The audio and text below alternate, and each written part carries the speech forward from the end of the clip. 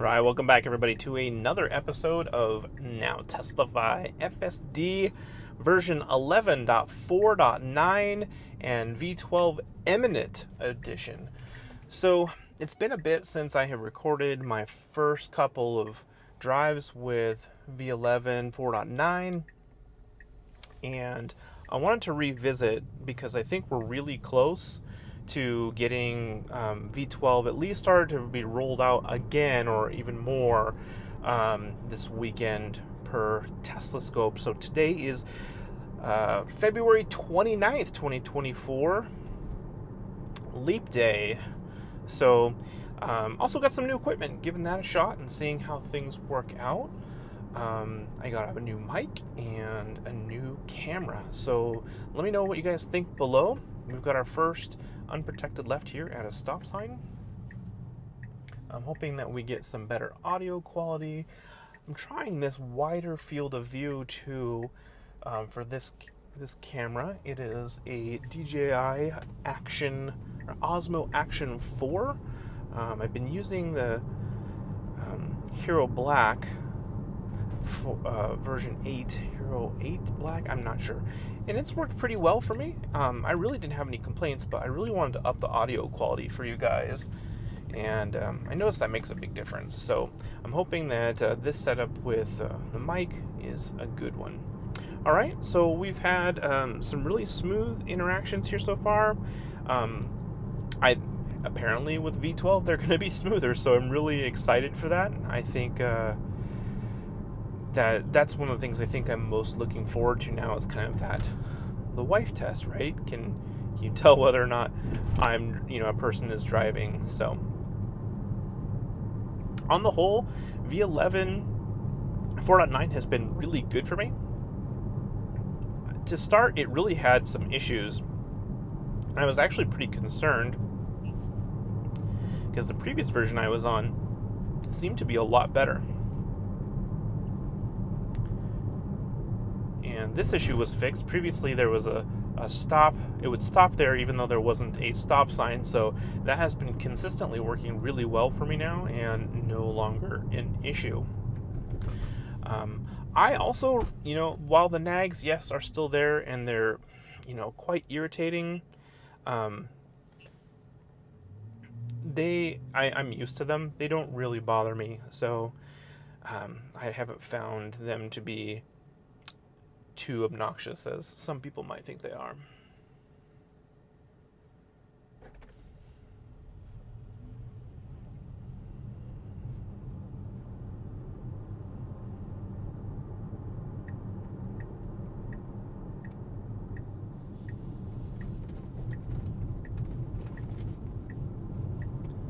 And kind of my technique for getting rid of the nag when it's in the middle of a turn there is I just kind of hold a little bit of resistance while the wheel is going, and I actually think that works pretty well. Although, there's a lot of nags so far as I'm speaking. We've had 3 already when I just kind of mentioned the nags, so maybe I'm just a little bit more conscious of it now that I'm talking about it, but shouldn't be any reason.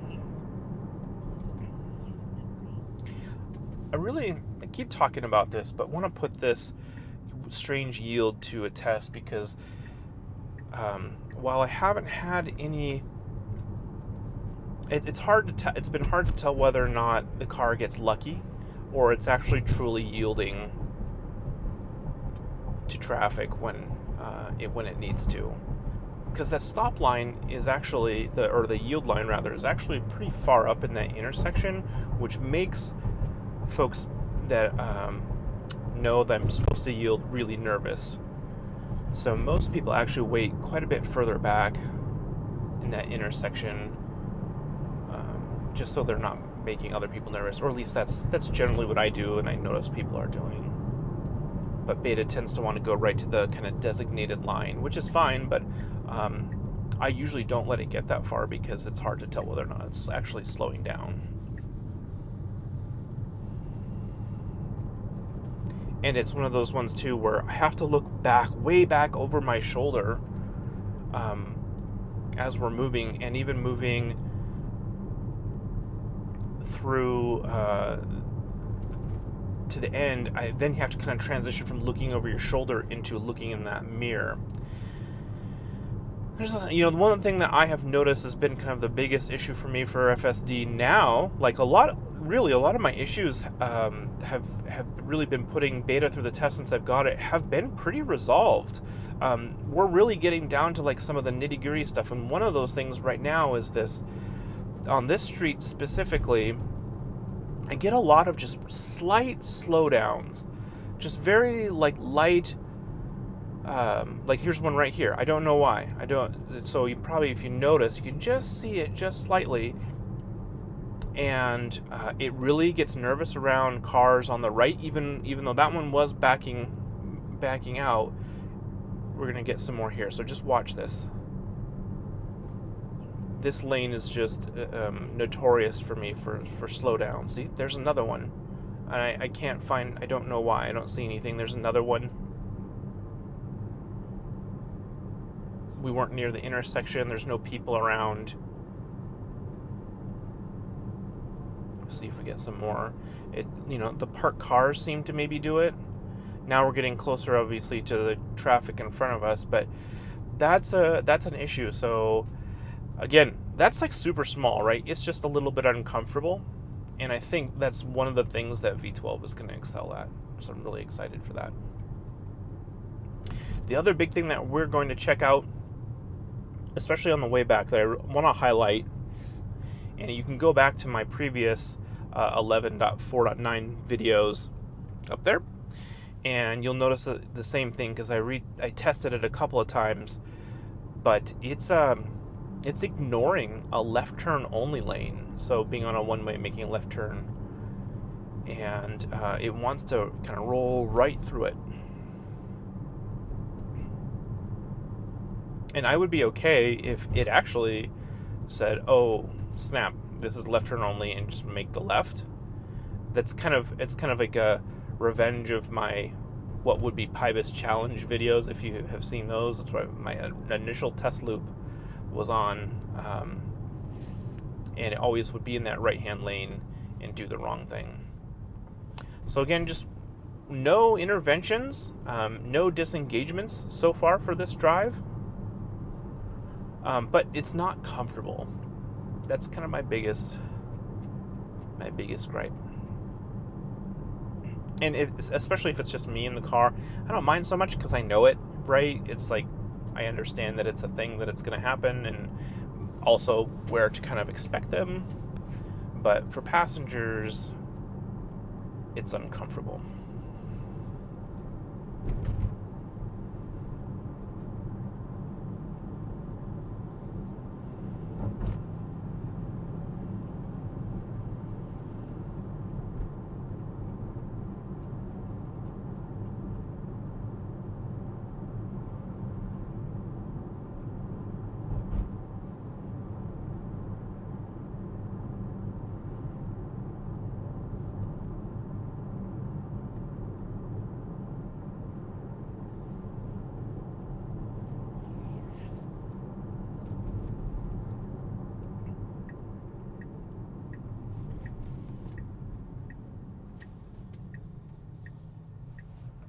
Really slow around that corner, and there was a truck right on my tail.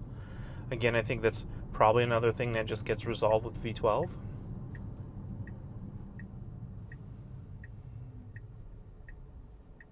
But it made it, right? And it was safe. It is a fairly sharp corner. It's kind of weird where it kind of just ever so slightly juts to the left, and then you need to make your right.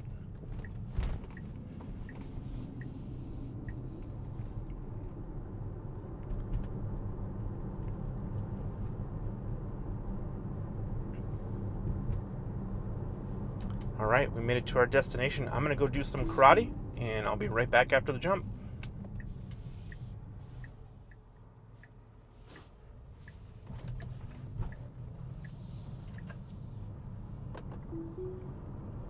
All right, headed back the other direction.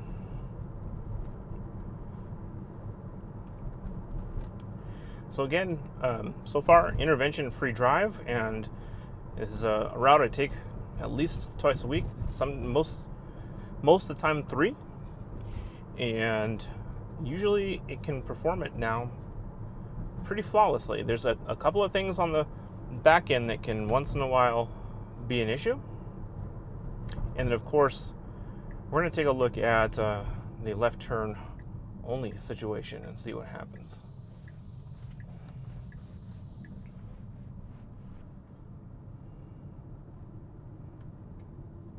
Okay, crossing this 3-lane one-way.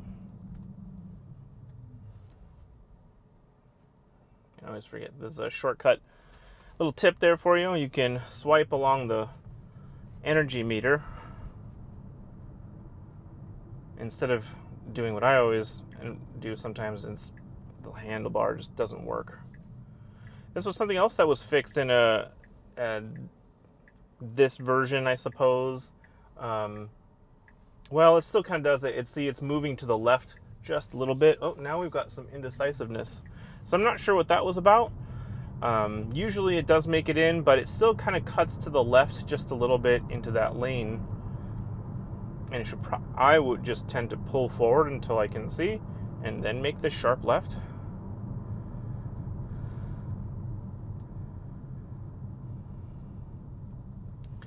So this lane, eventually, several blocks up here, will turn to a left turn only. So unless something odd happens, I'll speed it up here.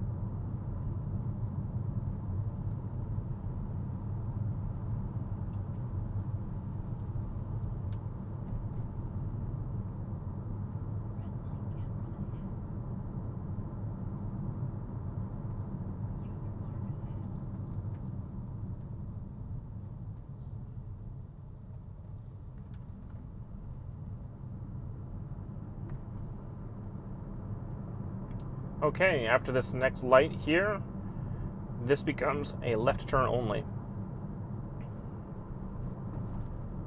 I will take over should it not choose to change lanes and send in the error report. So look, it's going to plow right through it. So I'm disengaging, making my left, send my report. Left turn only lane completely ignored. No sign of slowing down and no indication of merging into the other lane before the intersection. So unfortunate, but that's consistent behavior. It does make me wonder about the neural nets and that end-to-end architecture. Perhaps that just is resolved with training. I don't know enough about that to know whether it can learn on the fly. If that data is just sent to, I'm guessing, so the data is sent to Tesla. I get, it looks like I upload like 30 gigs of data every day to Tesla. And I think I'm manually driving to reroute here. I'll make a left here, and then we'll get us to our next gauntlet. But I think they take all the data from your car. But I'm wondering if a software update in the future will be required to resolve, say, an intersection like that here locally, or if that is something that can be learned with just me and maybe others in my area doing it repeatedly. I don't know. I don't know enough about that. That's one of those things I'm going to have to get on a space and maybe ask whole Mars or something. Okay, so a little awkward here with the left, but hey, at least it didn't cross that lane like it did back on 7th Street and kind of moved out safely, no cars coming, and then made its left turn. So I really have one more challenge up ahead. Again, another thing, the 11.4 series resolved what I would call starting about right here, what I call lane change shenanigans alley, where that car had a very difficult time choosing which lane to be in and when to actually make its move. So it's correct that it should move into this lane. I would do it sooner, so we're not making it on a curve, but that was safe and it knows, so totally fine with that. But in previous versions, it would actually shift over to the left lane, and then it would move back to the right, this lane, and then once it got through the light up here, it then would want to move into the left lane again, instead of staying on the outermost left turn lane. So if you're new to my videos, my drives, that is the scenario. But so far with this version especially, I have had zero issues with that scenario. So now it stays in this lane, and it has no problem taking the outermost left turn lane, which is appropriate for our route.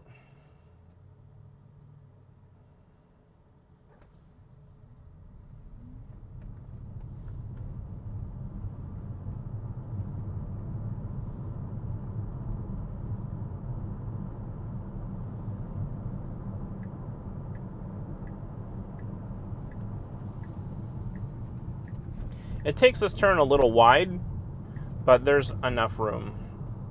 And even, obviously, the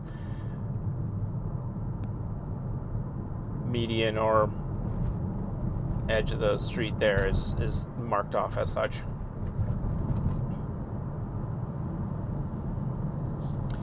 So next potential disengagement coming up here. I don't have anybody behind me, so I'll probably let it play out, because sometimes it will do it, but it does need to stay in this lane, and we're going to be again on the outermost lane taking a right turn onto this exit. Previously it would make its right here and then change lanes again, so thus kind of completing lane change shenanigans alley. But now sometimes it will make this, so we need to kind of be in this middle lane, and yes. So there was somebody that ended up being behind me, continuing through, but I didn't have to intervene, and it did make it. It made the right decision. So again, that's another V12 thing, which I bet you it will come up to that intersection and just take it nice and smooth, which would be absolutely glorious. But I can't complain too much. It's just, at this point, if there is somebody behind me, it's confusing for them, and I have been honked at a few times for letting it do its thing. Because they're not sure if I'm going to stay in the right lane or the left lane, and it's a little confusing.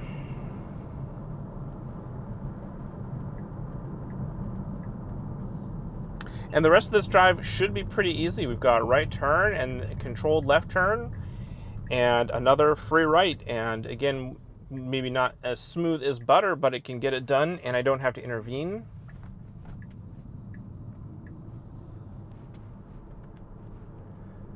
This can be a challenge sometimes, because as it merges really tight here after this intersection, occasionally if we get the folks that feel like they're going to race a Tesla today and fly through that intersection, beta doesn't necessarily account for that. That's a pretty rare occasion, actually, but it has happened. People want to squeeze me out as I'm in the right-hand lane. Most people, again, to prevent having to have some sort of social interaction and sharing the road, want to move into that left-hand lane so they can avoid confrontation.